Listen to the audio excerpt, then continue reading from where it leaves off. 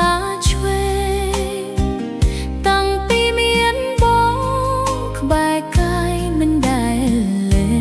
ងរាល់ពាក្យសម្ដីបងផ្ដល់ភាពកក់ក្ដៅបងជាពន្លឺបំភ្លឺរាល់ផ្លូវដែលអូនត្រូវទៅមិនថាថ្ងៃមុខនឹងមានរឿងអ្វីកើតឡើងទោះមានភ័យភ្លៀងបោកបោកមកលើរូបយើងអូនមិនរារែកមិនខ្លាចនឹងឆ្លងកាត់ព្រោះមានដៃបងកាន់ជាប់មិនដែលឲ្យបាត់ក្នុងโลกនេះអូនមានតែបងអ្នកគត់ក្តីស្រឡាញ់អូនបរិសុទ្ធមិនចេះប្រែប្រួលបងគឺជាដង្ហើមជាម្ចាស់នៃបេះដូងអូន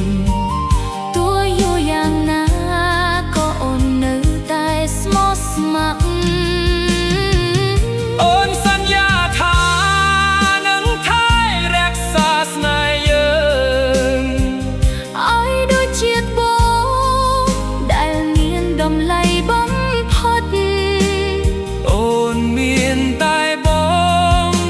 ម្នាក់គត់ក្នុងបេះដូង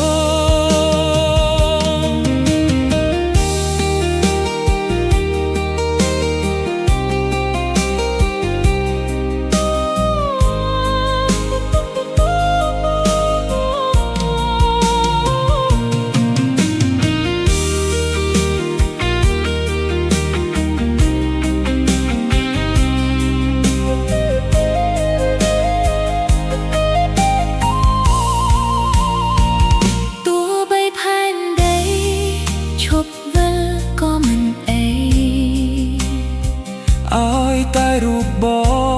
ងនៅក្បែរអូនរាល់ថ្ងៃអូនមានតែបងអ្នកជាទីស្រឡាញ់រហូតទៅ